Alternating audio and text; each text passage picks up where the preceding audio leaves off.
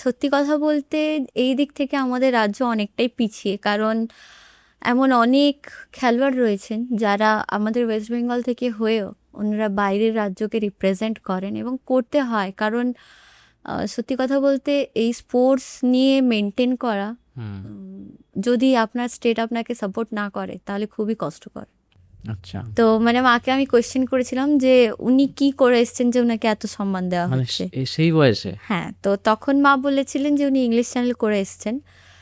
তো তখন আমি বলছিলাম ঠিক আছে, আমিও একদিন বড় হয়ে করে আসব। এবং পরে মাকে জিজ্ঞেস করি যে ওই ইংলিশ চ্যানেল জিনিসটা কি, এবং পায়ের যে অ্যাঙ্কেলগুলো যেখান থেকে আমরা পা চালাই, তো আমার ওই জায়গাগুলো মানে এত ব্যথা করছিল মাঝে, আমার এরকম অবস্থা ছিল যে আমি আর পারবো না। এবং আমার যে অবজার্ভার ছিলেন কিংবা আমার যে পাইলট, ওনারা মাঝে স্ট্রেচার রেডি করে নিয়েছিলেন যে আমি আর পারবো না হিসেবে আমাকে তুলে নেওয়ার জন্য। আচ্ছা, তো ওই সময় ওনারা আমার দাদাকে অনেকভাবে ফোর্স করেন যে তুমি তোমার বোনকে তুলে নাও, কারণ তোমার বোন আর পারছে না, আর ওখানে যদি ও একবার ওইভাবে অসুস্থ হয়ে যায় আমাদের কারো ক্ষমতা নেই ওকে তুলে নিয়ে আসার। নমস্কার দর্শক বন্ধু, আপনাদের সবাইকে স্বাগত জানাচ্ছি আমাদের নতুন একটি পডকাস্টে। আজ আমাদের স্টুডিওতে এমন একজন অতিথি উপস্থিত আছেন যার অদম্য জেদ আর ইস্পাত কঠিন ইচ্ছাশক্তির কাছে হার মেনেছে উত্তাল সমুদ্রের ঢেউ। তিনি শুধু আমাদের বাংলার নন, তিনি আজ সমগ্র ভারতের গর্ব। পশ্চিম মেদিনীপুর জেলার মেদিনীপুর শহরের মাটি থেকে উঠে আসা এক স্বপ্নচারী মেয়ে। আজ তিনি এক আন্তর্জাতিক খ্যাতিসম্পন্ন জলকন্যা। ইংলিশ চ্যানেলের হিমশীতল ও বিপজ্জনক জলরাশিকে তিনি যেমন অনায়াসে জয় করেছেন, তেমনি সম্প্রতি এক অভাবনীয় রেকর্ড গড়ে সাঁতরে পার হয়েছেন পক প্রণালী বা পক স্ট্রেইট। তার এই দীর্ঘ এবং রোমাঞ্চকর যাত্রাপথ প্রমাণ করে যে বুকে সাহস আর লক্ষ্যে স্থির থাকলে কোনো বাধাই মানুষকে আটকে রাখতে পারে না। আসুন আর বেশি কথা না বাড়িয়ে আমরা সসম্মানে স্বাগত জানাই প্রখ্যাত ভারতীয় সাঁতারু, আমাদের সকলের অনুপ্রেরণা আফরিন জাবি। আফরিন, তোমাকে স্টুডিওতে অনেক অনেক স্বাগত। আফরিন, এই যে একটা তোমার স্বপ্ন পূরণ বা জয়, এর জন্য নিজেকে কতটা তৈরি করতে হয়, কতটা ভাঙতে হয়, কতটা গড়তে হয়? ভাঙতে গড়তে বলতে আমার প্রথমত হয় যে যখন সাঁতার শেখা হচ্ছে, তারপর এটা একটা ব্যাপার থাকে যে যে সাঁতারু সে কী করতে চায়, কারণ আমাদেরকে প্রত্যেকটা কম্পিটিশন এবং প্রত্যেকটা ইভেন্ট অনুযায়ী আমাদেরকে তৈরি হতে হয়। তো সেই সাঁতারু যেরকম যা টার্গেট কিংবা যা ইভেন্ট রয়েছে তাকে সেইভাবে সবই কিছু ম্যানেজ করতে হয়। ছোটবেলা থেকে কিভাবে তৈরি হয়েছো তুমি এই বিষয়ের জন্য? আমার প্রথম সাঁতার শেখা ওই 6 বছর বয়স থেকে শুরু হয়েছিল। তারপরে প্রথম কোথায়? মেদিনীপুর সুইমিং ক্লাবে। আচ্ছা, তারপর হচ্ছে প্রথম আমি কোলাঘাটে একটা ক্লাব মিটে যাই, তারপর ওখানে আমার প্রথম মেডেল পাওয়া, মানে মেদিনীপুর সুইমিং ক্লাবের বাইরে কোথাও প্রথম যদি মেডেল পেয়েছি ওখানেই পেলাম। তারপর আস্তে আস্তে যেহেতু আমাদের সুইমিংয়ের অনেকগুলো পার্ট থাকে, 4টে স্ট্রোক আলাদা আলাদা থাকে, তো সেই অনুযায়ী আমাদের যে যে স্ট্রোকে বেশি ভালো, যার যে ইভেন্টটা বেশি ভালো, সেইভাবে আমাদেরকে তৈরি করা হয়। যেরকম আমি প্রথমে ব্যাক স্ট্রোকে খুব ভালো ছিলাম, তো আমার 50, 100, 200 ব্যাক স্ট্রোকে মেডেল ছিল। তো সেই জন্য প্রথমে আমি ব্যাক স্ট্রোকের মানে পেছন দিক দিয়ে, হ্যাঁ, মানে চিৎ সাঁতার যেটাকে বলা হয় চলতি কথায়, তো ওটাতে মানে তার আগে কিন্তু মানে একদম যদি ছোটোবেলা থেকে ধরি, আমার প্রথমে ফ্রিস্টাইল ভালো ছিল, তারপর আমার ব্যাকস্ট্রোক ভালো হলো। তো ব্যাকস্ট্রোক এতটা ভালো ছিল যে আমি তখন ন্যাশনাল পর্যন্ত গিয়েছিলাম, এবং ন্যাশনালে আমি ওয়েস্ট বেঙ্গলকে রিপ্রেজেন্টও করেছি অনেকবার। এবং তারপরে আবার মাঝে মানে ব্যাকস্ট্রোকটা অনেক দিন হয়ে গেছে আর ভালো লাগছিল না, আবার একটু আমি এতে এসেছিলাম বাটারফ্লাই করতে, এবং বাটারফ্লাইও আমার ন্যাশনালে মেডেল আসেনি, কিন্তু ব্যাকস্ট্রোকে এসেছিল বাটারফ্লাই এতে ব্যাকস্ট্রোকে। তো তারপর আমার ইউনিভার্সিটি গেমস, এবার ইউনিভার্সিটি গেমসে আমি বাটারফ্লাই এবং ব্যাকস্ট্রোক দুটোই করি, এবং অনেকবার ন্যাশনালে বিদ্যাসাগর ইউনিভার্সিটিকে রিপ্রেজেন্টও করেছিলাম। আচ্ছা, এবার আমার লং ডিস্টেন্সে আসা। 6 বছর থেকে সাঁতার শিখছো, তারপরে ঠিক কত বছর বয়সে তুমি এসে চিন্তা ভাবনা করলে যে আমি একজন বড় সাঁতারু হব? প্রথম যখন 6 বছর বয়সে আমি ওই ক্লাব কম্পিটিশনে গেছিলাম কোলাঘাটে, যেটা আমি আগে বললাম, ওখানে আমাদের ওই সময় কম্পিটিশনে বুলা চৌধুরীকে ডাকা হয়েছিল অ্যাজ আ গেস্ট। আচ্ছা, তো বুলা চৌধুরী যেহেতু কোলাঘাটের বৌমা ছিলেন এবং তখন উনি ইংলিশ চ্যানেলও করেছিলেন, ওই ইয়েতে ওনাকে ডাকা হয়েছিল। ওনাকে মানে ওই স্টেজে অনেক বেশি সম্মান দেওয়া হচ্ছিল এবং একটা হয় না যে আইকন তৈরি হয়। হ্যাঁ, তো মানে তখন আমার কাছে ব্যাপারটা ছিল যে ওনাকে এত বেশি সম্মান কেন দেওয়া হচ্ছে। আচ্ছা, তো মানে মাকে আমি কোয়েশ্চেন করেছিলাম যে উনি কি করে এসেছেন যে ওনাকে এত সম্মান দেওয়া মানে হচ্ছে। সেই বয়সে? হ্যাঁ, তো তখন মা বলেছিলেন যে উনি ইংলিশ চ্যানেল করে এসেছেন। তো তখন আমি বলছিলাম ঠিক আছে, আমিও একদিন বড় হয়ে করে আসবো। এবং পরে মাকে জিজ্ঞেস করি যে ওই ইংলিশ চ্যানেল জিনিসটা কি। তো তখন মা বোঝানোর জন্য বলেছিলেন যে উনি একটা সমুদ্রে সাঁতার দিয়ে এসেছিলেন। তো আমারও তখন কথা ছিল আমিও তো দীঘায় গিয়ে দিয়ে এসেছি, তো আমাকে কেন করছে না।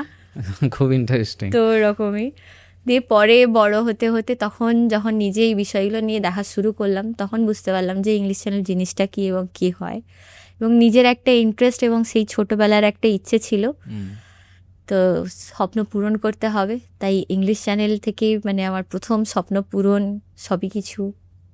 এরপর আরো কিভাবে পরিচিতি বাড়লো তোমার? আরও পরিচিতি বাড়া বলতে যখন ন্যাশনাল পেয়েছিলাম কিংবা ন্যাশনালের যখন মেডেলিস্ট হই, তখনই একটা সুইমিং জগতের মধ্যে পরিচিতি ছিল। এবং তারপরে যেহেতু এটা একটা হয় না যে সে বাধা ধরা একটা হয়ে যাচ্ছিল, ঠিক ভালো লাগছিল না। তো তাই আমার মনে হলো যে একটু নদী সমুদ্রের দিকে যাওয়া যাক। তো তখন প্রথম আমি কলকাতার গঙ্গায় সাঁতার শুরু করি এবং ওগুলোর করতে করতে যেহেতু আমার ইংলিশ চ্যানেল টার্গেট ছিল এবং স্বপ্ন, তো তাই আমি মুর্শিদাবাদে 81 kilometre world's longest swimming competition, ওখানে পার্টিসিপেট করি এবং মেয়েদের মধ্যে সেকেন্ড হই। মুর্শিদাবাদ? হ্যাঁ। আচ্ছা। এবং তারপরে আমার 29শে জুলাই 2025-এ ইংলিশ চ্যানেল, যেটা কমপ্লিট করতে আমার 13 ঘন্টা 13 মিনিট লেগেছিল। আর রিসেন্ট পক প্রণালী? এবং হ্যাঁ, এই 9 তারিখে 9 মে পক প্রণালী, যেখানে আমি ওয়ার্ল্ড রেকর্ড করেছি।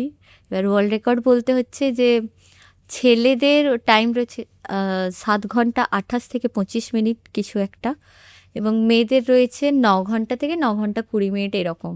মানে তার কম আজ পর্যন্ত কেউ করতে পারেনি। তো দুটোকেই ব্রেক করে আমি নতুন করেছি 7 ঘন্টা 5 মিনিটে। আচ্ছা, আমি এবারে জানতে চাই, এই ছোট্টবেলা থেকে যে জার্নি শুরু করেছো পক প্রণালী পর্যন্ত, তার জন্য কত কি খরচ হয়? একজন যদি নতুন কেউ সাঁতার শিখে তোমার মতো হতে চায়, তার জন্য কি সাজেশন বা এই খরচের বিষয়টা যদি একটু জানাও আমাদের। প্রথমে এমনি সাঁতার শেখার জন্য যেটা মানে যেখানে শিখতে যাচ্ছে শিক্ষা প্রতিষ্ঠানে, ওখানে যেটা খরচা ওটা করতে হয় এবং সঙ্গে যে ডায়েট একটা মেনটেন করতে হয় অতটাই। এবার যদি আপনি পক প্রণালী কিংবা ইংলিশ চ্যানেলে জিজ্ঞেস করেন, ইংলিশ চ্যানেলে যেরকম আমার প্রায় খরচা হয়েছিল 30 লাখ। 30 লাখ কিভাবে খরচ হয়? এটা পুরোটাই আমার ফ্যামিলি থেকে, মানে আমার বাবা পুরোটাই আমাকে স্পন্সর করেন, মানে এই খরচাটা পুরোটাই বাবা হ্যান্ডেল করেছিলেন। তো আমি সরকারের কাছে ফাইন্যান্সিয়াল সাপোর্টের জন্য অ্যাপ্লিকেশন করেছিলাম, বাট আজ পর্যন্ত এখনও কোথাও কিছু পাইনি। মানে সে তো গতবারে সরকার ছিল, এবং কিছুই দেয়নি না। কিন্তু আমরা যেটা জানি, বুলা চৌধুরী যদি উদাহরণ দিই, তাহলে তাকেও তো কিছু আর্থিক সাহায্য দেওয়া হয়েছিল ওই ইংলিশ চ্যানেল জয়ের পর। সরকার যদি এই বিষয়ে সহযোগিতা না করে, তাহলে এই যে উদ্যম বা ইচ্ছা শক্তি, সেটা কিভাবে আসবে? জেলায় জেলায় তোমার মতো একটা আফরিন তৈরি হবে কিভাবে? অ্যাকচুয়ালি এটা এরকমই চিন্তাভাবনা নিয়ে আমিও সরকারের কাছে অ্যাপ্লিকেশন করেছিলাম, কারণ আমার যতদূর জানা আছে যে যখন বুলা চৌধুরী ইংলিশ চ্যানেল করেছিলেন তৎকালীন সময় ওনাকে 6 লাখ টাকা দেওয়া হয়েছিল এবং মানে ফাইন্যান্সিয়ালি সাপোর্ট দেওয়া হয়। এবং যেহেতু মানে সত্যি কথা বলতে শুনতে খারাপ লাগলেও আমি তো আর আম্বানি ফ্যামিলি থেকে বিলং করি না, একটা মিডিল ক্লাস ফ্যামিলি থেকে। তো মানে আমার ফ্যামিলির পক্ষে কখনোই এতটা খরচা বের করার পরে নেক্সট কোনো কিছু ভাবা খুবই কষ্টকর ব্যাপার। আর সত্যি কথা বলতে মানে আমার ফ্যামিলির রিয়ালিটি আমি নিজে দেখেছি। তো মানে আমার বাবারা হচ্ছে এমন ফ্যামিলি থেকে এসেছেন যেখানে একবেলা ভাত খেয়ে পরের বেলায় খালি পেটে থাকতে হতো। তো ওইভাবেই টাকা জমিয়ে জমিয়ে দাদুর নিজের জমি কেনা এইসব কিছু, তারপরে আস্তে আস্তে বাবাদেরকে বড় করা, পড়ানো। তো সেই দাদুর জমি বিক্রি করে আমি ইংলিশ চ্যানেল করেছিলাম। তোমার এই স্বপ্ন পূরণের জন্য জমি বিক্রি করতে হয়েছিল? হ্যাঁ, কারণ আর 30 লাখ টাকা তো মানে সম্ভবই নয় একদম। তো তারপরে তো আবার পক প্রণালী, ওটাও তো পরে এই পক প্রণালীর জন্য মানে আমার মনে হয়েছিল যে পক প্রণালী কোনোভাবেই সম্ভব নয়, কারণ একটা ছিল যে আমি বদমাশি করে পক প্রণালীর জন্য স্লট বুকিং করে ফেলি, কিন্তু যখন পরিবেশ পরিস্থিতি দেখি, কারণ বাবা তো আর বলছেন না যে ওনার ফাইন্যান্সিয়াল অবস্থা কেমন, তো বাবাকে যখনই বলছি বাবা হাসি মুখে বলে যাচ্ছেন তুমি এগিয়ে যাও আমি আছি। তো যখন পরে বুঝতে পারলাম তখন আমার মনে ছিল এটা পসিবলই নয়। তো মেদিনীপুরে যে রোটারি ক্লাব আছে, তো প্রণালীর জন্য পুরোটাই ওনারাই খরচা করেন, বাহ, মানে পুরোটাই ওনারাই স্পন্সর করেছিলেন। ওনারা স্পন্সর করেছিলেন বলে আজকে আমার প্রণালী এবং প্রণালীতে গিয়ে ওয়ার্ল্ড রেকর্ড দুটোই সম্ভব হয়েছে। এই যে বিশাল একটা খরচের অঙ্ক তুমি বললে, সেটা কিভাবে খরচ হয়? আমি বলছি যে কোন কোন খাতে খরচটা হয়? কী কী খাতে হয় বলতে, যখন ইংলিশ চ্যানেল কিংবা প্রণালীর জন্য আপনি যাচ্ছেন, তো আপনার সঙ্গে যে বোটটা যাবে তার জন্য এবং যে সময়টায় আপনি যাবেন কিংবা যে বোটটার যে মানে বোটের প্রথমত আপনার সময়টা ওদের কাছে কোনো ব্যাপার নয়। যে বোটটা যাবে বোটের কাছে কিছু কিছু স্লট থাকে এবং ওদের কিছু টাইমিংস থাকে, তো আচ্ছা। ওদের ওই টাইমিংসগুলো ফ্রি আছে কি নেই, ওনারা আপনাকে যে টাইমটা দেবে ওই সময় গিয়ে আপনাকে সুইমিং করতে হবে। তো প্রথমে আপনাকে বোট বুকিংয়েই প্রায় 1.5 থেকে 2 লাখ দিয়ে শুধু বুকিং করতে হয়। আচ্ছা তারপরে জলে নামার আগে আপনাকে ওনাদেরকে ফুল পেমেন্ট করে দিতে হবে। আচ্ছা তারপরে যে অ্যাসোসিয়েশনের আন্ডারে আপনি যাচ্ছেন, যেরকম ইংলিশ চ্যানেলে আমি করছিলাম সিএস এর আন্ডারে, তো ওনাদের একটা রেজিস্ট্রেশন ফিস থাকে, ওই রেজিস্ট্রেশন ফিস দিতে হয় এবং যে অবজারভার থাকেন ওই অবজারভার আলাদা ফিস হয়। তারপরে ওখানে গিয়ে থাকা খাওয়া সবই কিছু, খাওয়া দাওয়া মানে এক এক জনের আমাদের এক এক বেলাতে প্রায় 30 পাউন্ড করে পড়ে যেত, যার জন্য মানে আমরা দুজনের খাওয়ার নিয়ে 3 জনে ভাগ করে খেতাম, আমি আমার দাদা বৌদি সবাই মিলে। কারণ মানে এতটাই খরচা বেড়ে যাচ্ছে যে আমাদের আসার জন্য যে ফ্লাইট বুকিং করা ছিল না, কারণ আমরা বুঝতে পারছিলাম না যে কখন শেষ হবে কিংবা কিছু। আর ওখানকার ওয়েদার যেহেতু খুবই বাজে থাকে, তো আগে থেকে কিছুই বোঝা যায় না, তো তাই আমরা ফ্লাইট বুকিং করিনি। এবার ব্যাপারটা হচ্ছে যে ইন্ডিয়া থেকে আমাদেরকে তখন টাকা পাঠানোটাও সম্ভব নয়। তো যদিও বা মানে আমাদেরকে অনেকটাই করে পরে যেহেতু মা গিয়েছিলেন তাই আমরা আবার কিছুটা টাকা পেয়েছিলাম, মানে যেটা আচ্ছা। বাবাই পাঠিয়েছিলেন আর কি, তো তাই ওটা আমাদের একটু হেল্প হয়েছিল। তো মানে ওখানকার খরচা ইন্ডিয়ান কারেন্সিতে প্রচুর বেশি, মানে প্রচুর বেশি। ওখানে গিয়ে জল কিনে খাওয়াটাও অসম্ভব ব্যাপার ছিল আমাদের, কারণ ওখানে জল হচ্ছে মানে যেগুলো খাওয়ার জল সেটা কিনে খেতে হয়, তো সেই জলও কিনে খাওয়া আমাদের পক্ষে খুবই কষ্টকর ছিল। তো তাই মানে ওখানে নর্মাল যে জল ছিল সেই জল দিয়ে আমাদের কাজ চালাতে হতো। এছাড়া সুইমিংয়ের পোশাক বা আনুষঙ্গিক কিছু খরচাপাতি থাকেই। সুইমিংয়ের পোশাকও প্রচুর কস্টলি, যেরকম মানে এমনি নর্মাল যখন আপনি প্রথম শিখতে যাচ্ছেন তখন হয়তো 500-600 টাকার আপনাকে যে কোনো একটা কস্টিউম ধরিয়ে দেবে, কিন্তু ওই কস্টিউমগুলো খুব বেশি দিন টেকে না। এবার যখন আপনি কম্পিটিশানে আসছেন কিংবা এই ওপেন ওয়াটার যখন করতে আসবেন, ইংলিশ চ্যানেল কিংবা এগুলো, তো এগুলোর এক একটা কস্টিউমের স্টার্টিংই হচ্ছে 4,000 থেকে হয়। আমি কিছু ছবি তোমার দেখেছি যেখানে তোমার গায়ে কিছু সাদা সাদা প্রলেপ দেওয়া রয়েছে, সেটা কি অ্যাকচুয়ালি কোনো কি ক্রিম? আসলে গায়ে মাখা বলতে আমি নামার আগে মানে যেহেতু ওখানকার জল প্রচণ্ড ঠান্ডা এবং জেলিফিশের অ্যাটাক অনেক বেশি হয়, তো এই ভয়ে আমি অনেক বেশি ওই গ্রিস মোবিল এইসব মানে মোবিলগুলো যে হয় না গ্রিস টাইপের, ওই গ্রিস নিয়ে গেছিলাম এখান থেকে, এবং কারণ ওখানকার জিনিস প্রচণ্ড এক্সপেন্সিভ। তুমি গ্রিজ বা মোবিলের কথা বলছো, সেক্ষেত্রে সাঁতারুদের জন্য কোনো কি এমন প্রফেশনাল ক্রিম নেই যেগুলো গায়ে মাখা যায়? পাওয়া যায়, কিন্তু আমি যাওয়ার আগে আমি খুঁজে পাইনি। আর দ্বিতীয়ত ওখানে গিয়ে যখন আমরা খুঁজে পেলাম এত দাম দেখে মানে আমারই মাথা খারাপ হয়ে গেল যে তাহলে হয়তো আর বাড়ি ফিরে যেতে পারবো না। আর এখানকার মানে ওখানকার যে গভর্নমেন্ট ওরা আমাদেরকে রাখবে না। ও, লন্ডনের মানুষ তো হেল্পফুল নাকি, কি মনে হয় তোমার? ওখানকার মানুষ হেল্পফুল, কিন্তু আমরা এতদিন তো ইংরেজ দ্বারা শাসিত হয়ে ভালোই জানি যে ইংরেজরা কেমন হয়। একদম যে হেল্পফুল নয় আমি সেটা বলবো না, হেল্পফুল মানে কিছুজন আমাদের হেল্প করেছিলেন। যেরকম আমরা প্রথমে যখন ফ্লাইটে উঠতে যাই, আমরা যেখানে থাকার জন্য যে বুকিং করেছিলাম, ফ্লাইটে ওঠার কিছুক্ষণ আগেই ঘন্টাখানেক আগে উনি আমাদেরকে জানালেন যে ওখানে অনেক বেশি বৃষ্টি হওয়ায় ওয়েদার খারাপের জন্য আমরা আপনাকে বাড়ি দিতে পারবো না। আচ্ছা, মানে অ্যাডভান্স বুকিং আমরা করে রেখেছিলাম, বাট ফ্লাইটে ওঠার আগে উনি বলছেন যে আমরা করতে পারবো না। তো তখন আমরা এটাই জানি না যে আমরা কোথায় যাব, তো আমার যে পাইলট ছিলেন ওনাকেই জিজ্ঞেস করলাম, তো উনি বললেন যে যেখান থেকে আমরা মানে ডোভারের বিচ থেকে যেখানে প্র্যাকটিস করতাম ওখানেই কাছাকাছি অনেকগুলো হোটেল আছে, তো ওখানেই দেখো। দিয়ে আমরা খুঁজে খুঁজে একটা মানে উনাদের কারেন্সিতে ওটা একটা সস্তা হোটেল, যেটার হচ্ছে মানে পার ডে 22 পাউন্ড করে লাগে। তোমার এই ইংলিশ চ্যানেল বা পক প্রণালী যে তুমি করেছো, সেজন্য তোমাকে ওই এলাকায় কতদিন থাকতে হয়েছে? মানে যেহেতু ওখানকার ওয়েদার অ্যাডাপ্ট করতে হয়, তাই আমি 15 দিন আগে চলে গেছিলাম। মানে আমার যে স্লট ছিল তার থেকে 15 দিন আগে, 15 দিন আগে যেতে হয়। যেন আমি ওখানকার ওয়েদার অ্যাডাপ্ট করতে পারি। আর মানে ইংলিশ চ্যানেলে সব থেকে বেশি হচ্ছে ওয়েদার অ্যাডাপ্ট করা, এবং ওখানকার যে ঠান্ডাটা না ওটা সহ্য করা সব থেকে আমার চ্যালেঞ্জিং মনে হয়। এবং যেদিন আপনি নামবেন সেদিন তো আরও অনেক কিছুই পাবেন। আচ্ছা, মানে যখন আমি ওখানে প্র্যাকটিস করি, কিছুজন যখন আমাকে এসে প্র্যাকটিস করতে দেখেন, মানে অনেকক্ষণ ঘন্টার পর ঘন্টা আমি পড়ে রয়েছি জলের মধ্যে, এবং আমি প্রায় ওখানে 6-7 ঘন্টার মতো পড়ে থাকতাম। তো সবাই যখন উঠে আসার পরে জিজ্ঞেস করতো যে তুমি কেন এত করছো, আমি বললাম যে আমার পরের দিন ইংলিশ চ্যানেল রয়েছে এইসব। তো উনি বললেন আচ্ছা মানে তুমি মানে ভারতীয় হয়ে এখানে এসে ইংলিশ চ্যানেল করার স্বপ্ন দেখছো, একটা ভালো কথা, কিন্তু আমাদের মনে হয় না তুমি করতে পারবে, বাকি তুমি চেষ্টা করো, আচ্ছা। যা হবে দেখা যাবে আর কি, এরকম।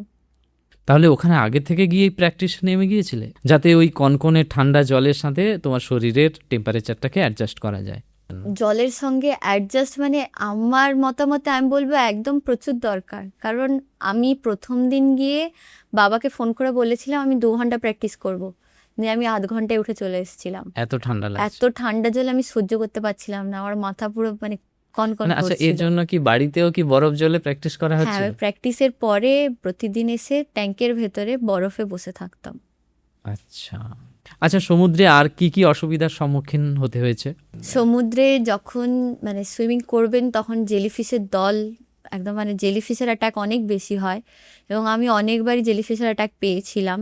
তো জেলিফিশ হচ্ছে যেরকম স্টিংগুলো, মানে এমনিতে জেলিফিশ যদি আমরা গুগলে সার্চ করি দেখতে খুবই কিউট লাগে, হুম হুম হুম। তো যতটা কিউট হয় অতটাই ঠিক ভয়ানক হয়, কারণ ওদের আচ্ছা। স্টিংগুলো প্রচুর ব্যথা করে, বলতা কামড়ালে যেরকম ব্যথা করে হুম হুম হুম। পুরো ওই রকম। আর এরা সবসময় দলে দলে আসে পুরো, মানে আমি যখন পেয়েছিলাম পুরো আমাকে একদম অবস্থা খারাপ করে দিয়েছিল। আচ্ছা। আর তার উপরে ঠান্ডা জল, আবার নোনতা জল, হ্যাঁ, মানে এক তো অনেকক্ষণ জলে থাকায় পুরো হাত পার অবস্থা খারাপ হয়ে গেছে, কারণ অতক্ষণ সাঁতার কাটতে কাটতে আমার যেরকম হয়েছিল যে পুরো বাম হাতে এত ব্যথা হচ্ছিল মনে হচ্ছিল হাত ভেঙে গেছে, এবং পায়ের যে অ্যাঙ্কেলগুলো যেখান থেকে আমরা পা চালাই, তা আমার ওই জায়গাগুলো মানে এত ব্যথা করছিল। মাঝে আমার এরকম অবস্থা ছিল যে আমি আর পারবো না, হুম। এবং আমার যে অবজার্ভার ছিলেন কিংবা আমার যে পাইলট, ওনারা মাঝে স্ট্রেচার রেডি করে নিয়েছিলেন যে আমি আর পারবো না হিসেবে আমাকে তুলে নেওয়ার তুলে জন্য। নেওয়ার জন্য। আচ্ছা। তো ওই সময় ওনারা আমার দাদাকে অনেকভাবে ফোর্স করেন যে তুমি তোমার বোনকে তুলে নাও, কারণ তোমার বোন আর পারছে না, আর ওখানে যদি ও একবার ওইভাবে অসুস্থ হয়ে যায় আমাদের কারো ক্ষমতা নেই ওকে তুলে নিয়ে আসার। আচ্ছা। তো আমার দাদা তখন আমার সাপোর্টে এটাই বলেছিলেন যে ঠিক আছে আমরা ওকে তুলে নেব, কিন্তু আমি আগে আমার বোনকে জিজ্ঞেস করি, আমার বোন যদি বলে যে ও পারবে না তাহলে আমরা ওকে এখান থেকেই তুলে নিয়ে চলে যাবো। তো লাস্ট ওই আমাদের খাওয়ার জন্য যে 30 সেকেন্ডস টাইম দেওয়া হয়, ওই টাইমে আমার দাদা আমাকে বলেন যে তোমার পরিস্থিতি মানে এইরকম যে তুমি যেরকম শুরু করেছিলে তুমি এখন খুবই মানে আর পারছো না এরকম অবস্থা, এবং ওনারা তোমাকে তুলে নিয়ে যাওয়ার জন্য স্ট্রেচার রেডি করে নিয়েছেন, এবার তুমি বলো তুমি আর কতক্ষণ পারবে। তা আমার এটাই ছিল যে আমি আমার শেষ পর্যন্ত লড়াই করব, তারপরে যদি না হয় তাহলে আমি এখান থেকে বাড়ি চলে আর তখন আর কতটা বাকি ছিল? তখন বলতে আমার যেরকম এটা 13 ঘন্টা 13 মিনিট লেগেছিল, প্রথম 6 ঘন্টা আমার খুব সুন্দর গেছিলো, এবং তারপরে 6 ঘন্টা থেকে আমি কন্টিনিউয়াস ফিনিশিং পয়েন্ট দেখতে পাচ্ছি, এবং পরে আমার কাছ থেকে ফিনিশিং পয়েন্টটা অনেকটা দূরে চলে যাচ্ছিল, কারণ আমি অনেকটা স্রোতের জন্য অনেকটা পিছিয়ে চলে আসি, এবং আমার অবস্থা এতটাই খারাপ হয়ে যায় যে বোটে আমার দাদা ছিলেন, দাদাকে আমি ঝাপসা দেখছিলাম। তো ওই জায়গায় আমার দাদা একজন পিএইচডি করছেন, পিএমআরএফ স্কলার। তো দাদা যেহেতু ক্যান্সার মেডিসিনের উপর রিসার্চ করেন এবং মেডিসিন নিয়ে সবই কিছু, তো আমার যে বৌদি ওই সময় ওনার সঙ্গে ছিলেন, ন্যানো টেকনোলজিতে গোল্ড মেডেলিস্ট, তো দুজনে নিজের পড়াশুনোর মানে এক্সপিরিয়েন্স সবই কিছু আমার উপরে অ্যাপ্লাই করেন, এবং আমার খাওয়া দাওয়ারে একটু কিছু চেঞ্জ হয়, সত্যি কথা বলতে আমি কিছুই বুঝতে পারিনি, কারণ আমার মুখের ভেতরে পুরো ছেলা হয়ে গেছিল, মানে কিচ্ছু বুঝতে পারছি না। জাস্ট খেয়েই যাচ্ছে, হ্যাঁ, মানে আমাকে শুধু যা দেওয়া হচ্ছে আমি খেয়ে সবই যাচ্ছি। সেই জলেই। হ্যাঁ, জলে মানে আমরা কিছু ধরতে পারবো না, ধরার কিচ্ছু নেই, না, এবং বেশিক্ষণ দাঁড়ানোও যাবে না। 30 সেকেন্ডসের মধ্যে খাওয়া দাওয়া করতে হবে, তারপরে আবার সুইমিংয়ে ব্যাক করতে হবে। জল জল জলও তো পান করা যাবে ওই 30 সেকেন্ডসের যা খেতে চান 30 সেকেন্ডসের মধ্যে। মধ্যেই। তো আচ্ছা, 30 সেকেন্ডসের মধ্যে খাওয়া দাওয়া করে যদি আপনি সুইমিংয়ে ব্যাক না করেন, ওখানে দুটো ক্যামেরা আছে মানে ওনাদের, ওই ক্যামেরা থেকে ওনারা ডাইরেক্ট অফিসে অবজার্ভ করছেন, এবং যে অবজারভার আছেন উনি পুরো টাইম দেখছেন। তো যদি একটু এপাশ ওপাশ হয় ডাইরেক্ট ডিসকোয়ালি করবেন, ওখান থেকেই বাড়ি। বাড়ি চলে যাবে। এবং বোটে যদি টাচ লাগে তাহলেও ডিসকোয়ালি। তো মানে ওই এতেই খেতে খেতে দাদা আমাকে বললেন যে ওনারা পুরো প্রিপেয়ার্ড তোমাকে তোলার জন্য, শুধু ওনারা আমার একটা মানে চাইছেন যে হ্যাঁ আপনারা তুলে নিন, তোমাকে এখান থেকেই তুলে নেবে, তো তুমি বলো তুমি কি করবে। তো আমার জাস্ট এটাই ছিল যে লাস্ট যে খাবারটা নিয়েছি এটা আমি ট্রাই করি, তারপরে যদি না হয় তাহলে মানে দেখবো কি করা যায়। কারণ এটা আমার একার স্বপ্ন তো নয়, কারণ আমার যে ফ্যামিলি, আমার যে স্যার কিংবা মেদিনীপুরবাসীর যে ভালোবাসা ছিল সব কিছু, এবং এটা পুরো মেদিনীপুরের স্বপ্ন ছিল। কারণ আমার যতদূর জানা আছে আজ পর্যন্ত পুরো অবিভক্ত মেদিনীপুরে আমি প্রথম যে করেছি। ঠিক ঠিক। তো আর আমার মনে হয় যে মানে মেদিনীপুরের থেকে এসে কেউ যদি এভাবে ফিরে যায়, এটা একটা খুব বড় ব্যাপার শেষ হবে। পর্যন্ত কমপ্লিট। হ্যাঁ, শেষ পর্যন্ত খুব লড়াইয়ের পরে যেরকম আমরা ইংরেজদেরকে সরাতে পেরেছিলাম, ওইভাবে আমি ইংলিশ চ্যানেলও জয় করতে পারি। আর এটা আমার কাছে খুব বড় ব্যাপার ছিল যে ওনাদের দেশে গিয়ে আমি নিজেকে প্রমাণ করে আসতে পেরেছি যে হ্যাঁ আমি করতে পারি। পক প্রণালীর অভিজ্ঞতাটাও কি সেম না একটু অন্য ধরনের? একটু আলাদা। যেরকম পক প্রণালীর যদি আপনি খরচা বলতে চান তাহলে ইংলিশ চ্যানেলের তুলনায় কম, কিন্তু বাকি প্রসিজার অলমোস্ট সেম। এবার এখানে হচ্ছে যে আমি গিয়ে যেরকম নতুন এক্সপিরিয়েন্স করলাম ফ্লাইং ফিশ, এগুলো সেই ফিশগুলো একটু রোগা রোগা পাতলা পাতলা মানে বন্দুকের মতো এসে লাগে। আচ্ছা, তো যখন আমি নামতে যাই তার আগে আমার স্যার আমাকে বলছিলেন যে এখানে কিন্তু অনেক ফ্লাইং ফিশ থাকে, তো এদের থেকে একটু সাবধান থেকো, মানে সেই বন্দুকের মতো এসে লাগবে। আমি তখন স্যারকে বলেছিলাম যে স্যার আপনি হয়তো ভুলে যাচ্ছেন যে আমিও মেদিনীপুর থেকে এসেছি, তো আমি ওদের থেকে বেঁচে থাকবো না, ওরা আমার থেকে বেঁচে থাকবে। তো যদিও পরের দিন ছবিটা ওরকমই কিছুটা ছিল, যে যখন আমি ভোরবেলায় স্টার্ট করি প্রায় 3:30-র সময়, তখন কিছু ফ্লাইং ফিশ এসে আমাকে মানে ওরকম ধাক্কা মারে, কিন্তু এবং তার সঙ্গে ওরা আমাকে পিঠে কামড়ায় এবং পরে ঝুলে রয়ে যায়। এ বাবা। তো যে আমার যে ওখানে ছিলেন ওই গাইড। গাইড, তো উনি আবার ওই দাঁড়ে করে ওগুলোকে সরান আর কি, যে নৌকা ছিল, আচ্ছা আচ্ছা। তো উনি ওটা দিয়ে আবার সরালেন। এবং তারপরে এতে পক প্রণালীতে যেহেতু জলটা অনেক বেশি মানে ইংলিশ চ্যানেলে জল প্রচুর বেশি ঠান্ডা ছিল, যেটা একটু কষ্টদায়ক ছিল। মানে তো আরো আরো ঠান্ডা এর থেকে? না না, ইংলিশ চ্যানেলে প্রচণ্ড বেশি ঠান্ডা, আচ্ছা পক প্রণালীতে এটা কম ছিল, মানে এটা জল নর্মাল ছিল। আচ্ছা। কিন্তু ফিনিশিংয়ের দিকে যেহেতু আমরা জানি যে তামিলনাড়ুর দিকে পরিবেশ অনেক গরম, তো পাশে জলটা প্রচুর গরম থাকায় লাস্টে ফিনিশিংয়ে একটু কষ্ট হচ্ছিল। বাকি সমুদ্র তো এমনি উত্তাল হয় যে অপোজিট ওয়েভস আসবে, যেতে দেবে না, স্বপ্ন জয় করতে দেবে না। তো আমার কাছে এটাই ছিল যেটা আমি ইংলিশ চ্যানেলে করতে পারিনি, রেকর্ড করতে আমার ইচ্ছে ছিল রেকর্ড করার, বাট হয়নি, সেটা আমাকে প্রক্সিমিতে করে দেখাতেই হবে। তো তাই মানে প্রক্সিমিতে রেকর্ড করার ইচ্ছে ছিল, কিন্তু ওয়ার্ল্ড রেকর্ড হয়ে যাবে আমার মানে এরকম ছিল না। আচ্ছা। এমনকি মানে যখন আমি এসে ফিনিশ করি, যে যেহেতু আমরা বর্ডার ক্রস করি, সেই জন্য ইমিগ্রেশন এবং কাস্টমে অনেক এই ব্যাপারগুলো থাকে, ওনারা চেক করতে আসেন।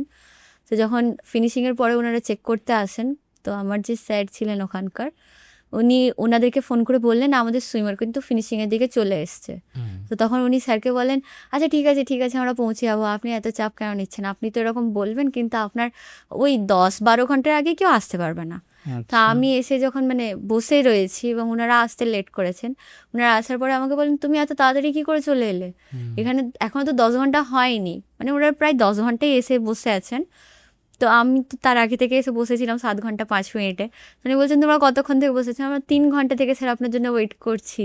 তো তুমি এত তাড়াতাড়ি কী করে চলে এলে, আমরা তো ভেবেছিলাম তুমি 10 ঘন্টা কিংবা এরকম আসবে, মানে আজ পর্যন্ত কেউ এত তাড়াতাড়ি আসেনি। আচ্ছা। তো মানে এটাই একটা খুব মজার ব্যাপার ছিল আমার জন্য। দিয়ে যখন ওরা মানে ক্যালকুলেট করে দেখলেন যে হ্যাঁ আমার পুরো রেকর্ড হয়েছে। শুধু ভারতীয় হিসাবে রেকর্ড করলে না ইন্টারন্যাশনাল? পুরোই, মানে আজ পর্যন্ত পক প্রণালী যারা ক্রস করেছেন মেয়েদের টাইম ছিল 9 ঘন্টা 20 মিনিট, এরকম 9 ঘন্টার মধ্যে, আর ছেলেদের রয়েছে 7 ঘন্টা 28 কি 25 এরকম। তো দুটোকেই ব্রেক করে আমি 7 ঘন্টা 5 মিনিটে করেছি ছেলে মেয়ে দুজনকেই? সবাইকে। সত্যি আশ্চর্য হয়ে যাচ্ছি এই যে তোমার বর্ণনা। আচ্ছা, তুমি যখন তোমার এই স্বপ্ন পূরণের লক্ষ্যে এগোচ্ছ, তখন তো নিশ্চয়ই তোমাকে কিছু ডায়েট মেনটেন করতে হয়, ডাক্তারদের পরামর্শ মেনে কিছু খাবার দাবার এগুলো। এগুলো মেনলি আমাদেরকে আমাদের যে স্যার কিংবা কোচ উনি সব বলে দেন। যেরকম আমি যখন ইংলিশ চ্যানেল করতে যাই, মানে তার আগে আমার ওয়েট খুবই কম ছিল, আচ্ছা, আর ইংলিশ চ্যানেলে যাওয়ার জন্য আমাকে আলাদা করে ওয়েট গেইন করতে হয়, তাই আমাকে প্রচুর বেশি প্রোটিন ইনটেক করতে হতো যাওয়ার আগে পর্যন্ত। কিন্তু ওখানে যাওয়ার পরে যেহেতু সব কিছুই বেশি এক্সপেন্সিভ ছিল এবং নামার আগে, তাই ডাল আর ভাত দিয়েই চালাতাম। তো চাল যেহেতু ওখানে অনেক বেশি সব কিছু এক্সপেন্সিভ, তাই চাল আমরা কিছুটা নিয়ে গেছিলাম। বাড়িতে? ওই হ্যাঁ, চাল আর ডাল দিয়ে কাজ চালাতাম। মানে তুমি প্রমাণ করলে যে বাঙালি ডাল ভাত মাছ ভাত ছাড়া চলে না, মানে বাঙালি হচ্ছে মাছে ভাতে বাঙালি, ওই যে কথাটা রয়েছে মাছে ভাতে বাঙালি। তোমাকে ডাক্তারের আর কি কি অ্যাডভাইস নিতে হতো? যেরকম আমাদেরকে বলা হয়, মানে সব ধরনের প্রোটিন ভিটামিন, মানে সবজি বেশি করে খেতে, ফল বেশি করে, আচ্ছা, তারপরে নিজেকে হাইড্রেটেড রাখতে এবং ড্রাই ফ্রুটস বেশি করে খাওয়ার জন্য। আচ্ছা। কিন্তু ওখানে গিয়ে যদিও বা এগুলো কোনোটাই খুব একটা মেনটেন ছিল না। কিন্তু বাড়িতে এগুলো করতে হ্যাঁ, হতো? বাড়িতে এগুলো সবই হতো। এবার যতটা এখান থেকে খাবার নিয়ে যেতে পেরেছিলাম ওখানে অতটাই করতে পেরেছি, কারণ ওখানে কিছু কিনে খাওয়াটাই খুব। আচ্ছা, আমাকে এবারে বলো যে তুমি যখন পক প্রণালী বা ইংলিশ চ্যানেল এর জন্য যাচ্ছ, তখন তো তোমার সঙ্গে একটা বোট থাকে বা নৌকা থাকে, সেখানে ঠিক কারা কারা থাকেন? বোটে হচ্ছে যে পাইলট উনি থাকেন এবং উনার কোনো হেল্পার কিংবা কেউ, আর একজন সিএসএ থেকে অবজার্ভার, আর আমার 2জন ফ্যামিলি মেম্বার ছিলেন। কোনো মেডিকেল টিম থাকতো না? মেডিকেল টিম সেরকম বলতে, যেহেতু মানে আমার দাদা নিজেই মেডিসিন নিয়ে করছিলেন, আচ্ছা। আর ওনাদের ওখান থেকে মানে সিএসএ কিংবা লন্ডনের আলাদা করে কোনো মেডিকেল টিম ছিল না। মানে কেউ তো নিয়ে যেতেই পারে? হ্যাঁ, কিন্তু ওটা নিজস্ব খরচাই হবে আর নিজস্ব কি। খরচা, হ্যাঁ, হ্যাঁ, মানে যিনি ডাক্তার যাবেন তার কাছে সবই দিতে কিছু। হবে। কিন্তু যদি মেডিকেল টিম না থাকে সঙ্গে, সমুদ্রে যদি কোনো তোমার বিপদ হয় বা যদি তুমি অসুস্থ ফিল করো, তখন তো তোমাকে তাড়াতাড়ি একটা লাইফ সাপোর্টের ব্যবস্থা করতে হবে। সেক্ষেত্রে যদি নৌকায় বা বোটে তোমার ওই মেডিকেল টিম বা কিছু না থাকে, তাহলে কি করে হবে? যেরকম এই সিচুয়েশনটা আমার ইংলিশ চ্যানেলে অনেকটা দেখা গেছিল। তো এই ক্ষেত্রে আমার একজন দাদা রয়েছেন, মানে রিলেটিভে, ওই দাদার সঙ্গে কনসাল্ট করে সবই কিছু হতো, কারণ মানে মানে প্রয়োজনীয় ওষুধ টষুধ তো থাকতো ব্যাগে? হ্যাঁ, প্রয়োজনীয় ওষুধ বলতে ওই সময় আপনি কোনো ওষুধ কিংবা এগুলো কিছুই নিতে পারবেন না, কারণ আপনি যে খাবারটা খাচ্ছেন। কিন্তু লন্ডন থেকে তোমাকে তাদের দেশের বোট নিয়ে যাচ্ছে, সেক্ষেত্রে তাদের তো গভর্নমেন্টের একটা থাকা উচিত এমার্জেন্সি মেডিকেল টিম বা ওষুধ, তো সেই নৌকার সাথে পাঠানো উচিত। আপনি যদি নিজে নিয়ে যান ওটাই, আলাদা করে কোনো স্টক কিংবা কিছু থাকে না। এবার ইংলিশ চ্যানেলে হচ্ছে যেরকম 75%ই হচ্ছে যে আনসাকসেসফুল হ্যাঁ, সবাই হন, তো তো এটা সেই তাদেরকে মেডিকেলেই হ্যাঁ ধরতে, না ওখান থেকে না নিয়ে এসে একদম ডাইরেক্ট হসপিটালাইজ করতে হয়। তো আমার মানে আমারও সিচুয়েশন লাস্টে কিছুটা ওরকমই ছিল, কারণ আমি যখন ফিনিশের পরে উঠি তা আমার মুখ থেকে ব্লাড চলে এসেছিলো এবং আমার খুবই বেশি অবস্থা খারাপ ছিল। মানে আমি কথা বলতে পারছিলাম না, কারণ মুখের ভেতরে পুরো ছেলা ছিল এবং কোনো সেন্স ছিল না। তো যার জন্য আমাকেও হসপিটালাইজ করার জন্য সবাই রেডি ছিলেন, কিন্তু দাদা হচ্ছে ওই সময় নিজের কিছু বন্ধু এবং নিজের যে দাদা আছেন বড় দাদার সঙ্গে কনসাল্ট করে আমার উপরে কিছু ট্রিটমেন্ট করেন, এবং মানে ওই বোট চলাকালীনই তখন মানে কিছুটা স্টেবল করার মানে জন্য। যখন ফিরছো? আচ্ছা, এমনকি দাদা অ্যাম্বুলেন্স ফোনও করে দিয়েছিলেন যে আমরা জাস্ট এতে ডোভারে পৌঁছাবো, তারপরেই তাহলে হসপিটালে যেতে হবে আর কি। আচ্ছা। বাট মানে দাদার ট্রিটমেন্টেই আমি ঠিক হয়ে যাই কিছুটা, যার জন্য আমাকে আর হসপিটালাইজ করতে হয়নি। বাহ। ওখানে জয়ের পর যখন দেশে ফিরলে, বিশেষ করে মেদিনীপুরে, তখন কেমন অনুভব হয়েছে? কি কি দেখলে তুমি? মানে মেদিনীপুরে আমি ফেরার আগে থেকেই উৎসব শুরু হয়ে গেছিলো বলা যায়। মানে যখন আমি 29শে জুলাই করি তো আমার যখন শেষ হয় প্রায় ইন্ডিয়ান টাইমে হয়তো রাত্রি হয়ে গেছিলো, আমার ঠিক জানা নেই, কারণ আমি ঠিক বলতে পারবো না। তো পরে যখন 2 দিন পরে আমার শেষ আছে, মানে আমি একটু কথা বলার এবং শোনার মতো অবস্থায় আসে, তো বাবাকে যখন জিজ্ঞেস করি, বাবা বলেন যে মানে এখানে বড় পর্দায় করে তোমার সুইমিং দেখা হচ্ছে এবং সবাইকে দেখানো হচ্ছে, আরে বাহ, এবং পুরো মেদিনীপুর প্ল্যানিং করছে যে আমি যখন আসবো কীরকম করে ওয়েলকাম হবে, কি হবে না হবে। তো আমি যেদিন আসি 13ই আগস্ট, তখন একটা পুরো মেদিনীপুরে বড় রকম র্যালি করা হয়, এবং তারপরে বিভিন্ন জায়গায় বিভিন্ন প্রোগ্রাম, মানে পুরো মেদিনীপুর তখন আফরিন জাবিকে নিয়েই ব্যস্ত, এবং এখনো তাই রয়েছে মিডিয়া ফিডিয়া তো আছে, পুরোই। যেরকম অনেক ছোট ছোট ভাই বোনরা এখন আমাকে বলে যে আমরাও তোমার মতো হতে চাই। হতে চাই। তো এগুলো আমার জন্য আরেকটাই আলাদা মোটিভেশন কিংবা ইন্সপিরেশন বলতে পারেন, যে মানে এটা আমার জন্য একটা আলাদা তৃপ্তি, যে হ্যাঁ ওই দিন ওই মুহূর্তে আমার যে কষ্টগুলো হয়েছিল, যেটা ফিল হচ্ছিল কিংবা ব্যথাগুলো, এইগুলোর জন্য মানে এই ভাই বোন কিংবা এই ভালোবাসার জন্য এরকম আরও কষ্ট করতে পারি আমি।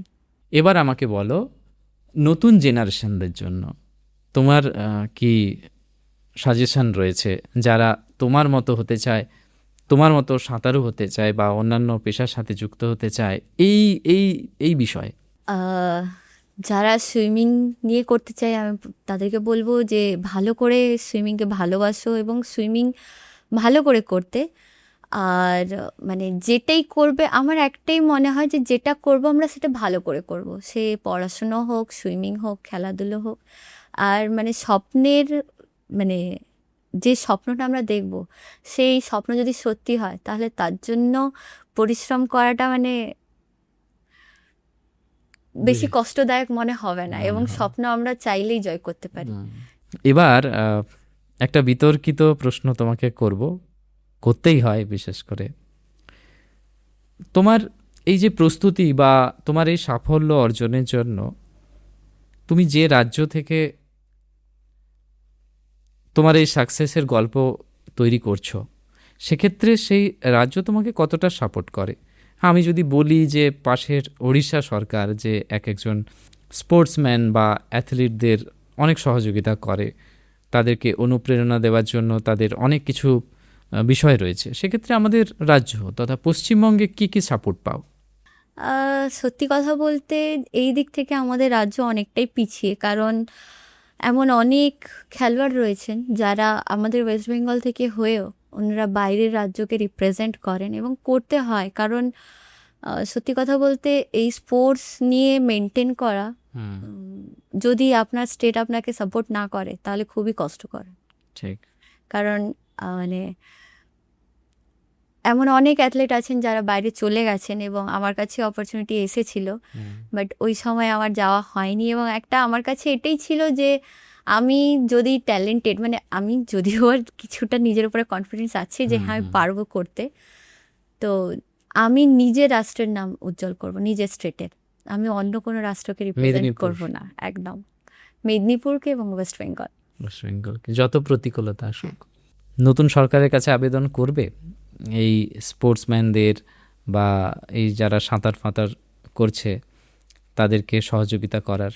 একদম, কারণ যদি আমাদের মানে স্টেট আমাদের সঙ্গে এভাবে না থাকে, তাহলে সত্যি কথা বলতে মানে আমাদেরও হারাতে বেশি সময় লাগবে না। আমি যদি নিজের কথাই বলি, কারণ আমি এখন যে সিচুয়েশনে দাঁড়িয়ে আছি, যে ইংলিশ চ্যানেল আমি আগেই বললাম যে এটা পুরোটাই বাবা বের করেছিলেন, এবং পক প্রণালীও যেহেতু আমাকে আইরোটারি হসপিটাল স্পন্সর করেছিল, তাই আমার পক্ষে সম্ভব হয়েছে।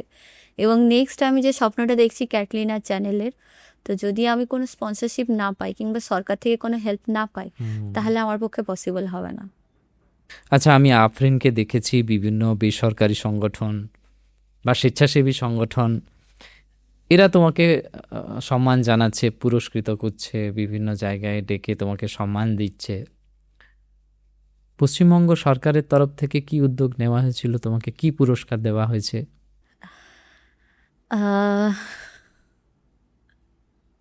এটা খুব গভীর প্রশ্ন। তোমার এই নীরবতা অনেক কিছুই প্রশ্ন রেখে যাচ্ছে। তবে আমি আশা করব নতুন সরকারের কাছে অবশ্যই তোমার জন্য ভালো কিছু করবে, যদি আমার এই সাক্ষাৎকার একটু বড় লেভেলে যায়। আমাদের কেন্দ্রীয় সরকার, অর্থাৎ আমরা যদি মোদী সরকার, আমাদের প্রধানমন্ত্রী নরেন্দ্র মোদীর কথা বলি, তাহলে তিনি মহিলাদের সশক্তিকরণের জন্য অনেক কিছু প্রয়াস নিয়েছেন, চিন্তাভাবনা নিয়েছেন। তো এই মহিলা, তুমিও একটা মহিলা, মহিলাদের এগিয়ে আসার জন্য, মহিলাদের, ছেলেদের থেকে মহিলা মানে মেয়েরা যাতে আরও বেশি সক্রিয় হয়, আরও বেশি তাদের স্বপ্ন পূরণ হয়, সেক্ষেত্রে তোমার চিন্তাভাবনা কী রয়েছে? আমার কাছে আমার সব থেকে বড় অনুপ্রেরণা হচ্ছে না আমার মা, যিনি আমাকে সব কিছু ব্যাপারে মোটিভেট করেন, এবং মানে ওনাকে দেখলে মনে হয় যে আমি এখনো কিছুই করিনি, আমার এখনো অনেক কিছু বাকি রয়েছে করতে। আচ্ছা। তো মানে আমার মনে হয় যে মেয়ে হওয়াই একটা বড় ব্যাপার, কারণ এটা একটা ভগবানের দিক থেকে আশীর্বাদ। আমরা ভগবান বলি, আল্লাহ বলি, যাই বলি, এটা ওনাদের থেকে একটা আশীর্বাদ যে আমরা মেয়ে হতে পেরেছি। কারণ আমার মনে হয় আমরা যাই চাই আমরা তাই করতে পারি, এবং আমি নিজেও এটা বিশ্বাস করি যে মানে আমার একটা ছোট্ট একটা ঘটনা, নট ঘটনা, কি বলবো, আমি বলছি তারপর আপনি এটাকে বলে দেবেন। আচ্ছা, যে নারী তুমি অর্ধেক আকাশ, তুমি আজও নাও একা, শুধু হাতে হাত রাখো সাহসিকা। বাহ।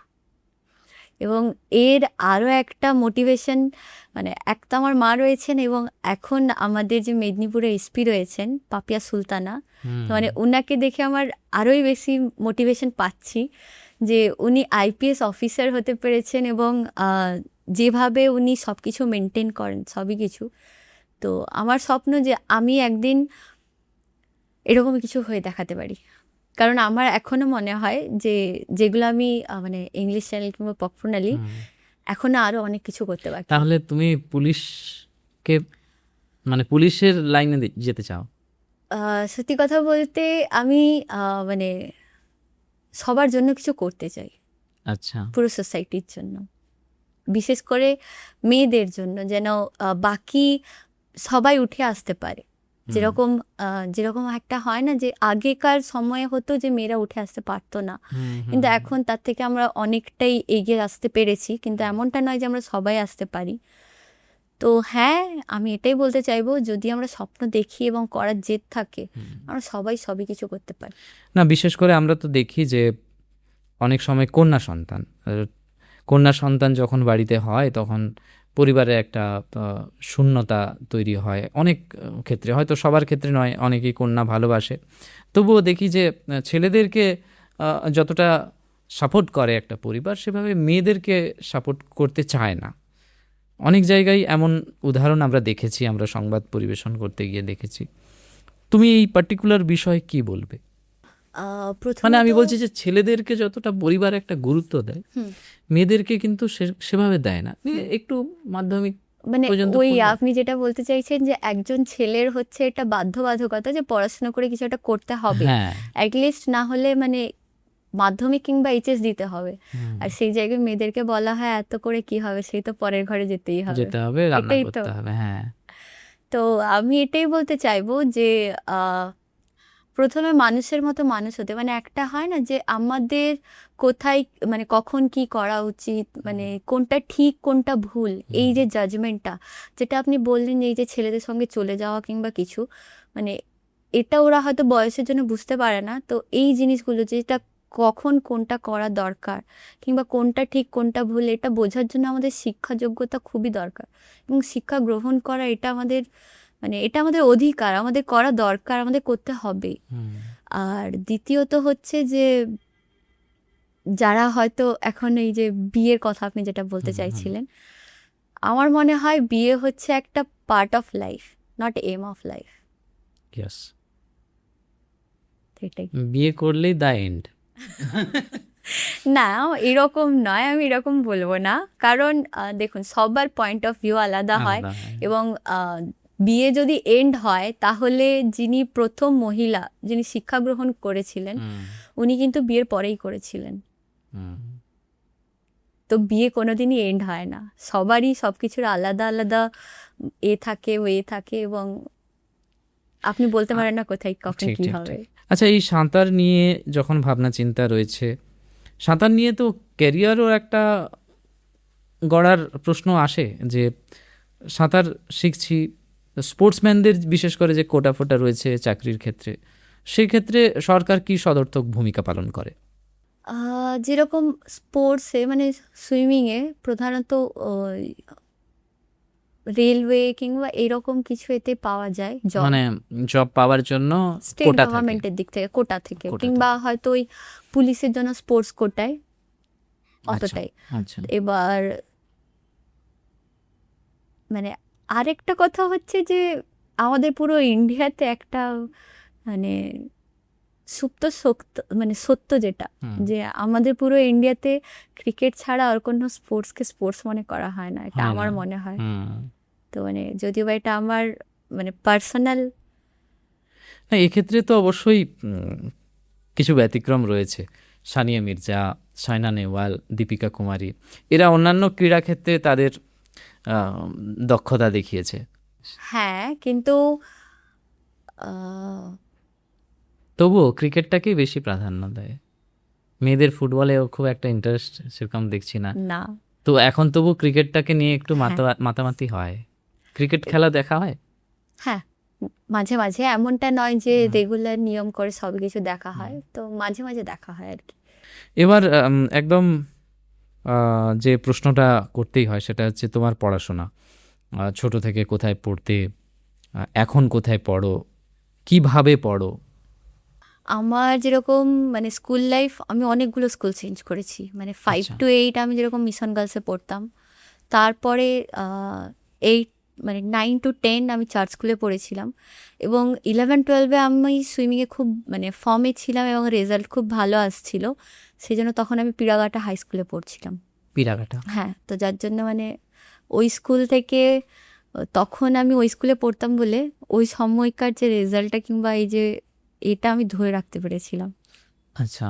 কারণ ওই স্কুলে আমাকে অনেকটাই হেল্প করেছিল। কারণ মানে এমনি নর্মাল স্কুলে কি রোজ ক্লাস করতে হয় সবই কিছু, তো আমার জন্য ওনারা স্পেশালি শুধু অনলাইন ক্লাস করাতেন, বাহ, মানে মানে আমাকে আলাদা করে, যাতে সুইমিংয়ে তুমি হ্যাঁ, বেশি ফোকাস দিতে পারো। আমাকে আলাদা করে ওনারা মানে পরে অনলাইন ক্লাসে করে সব পড়াতেন এবং সব কিছুই করতেন। পাশাপাশি টিউশন তো নিতে হয়েছে? হ্যাঁ, টিউশন একটা দুটো এমনি নিতে হতো। কতক্ষণ পড়তে?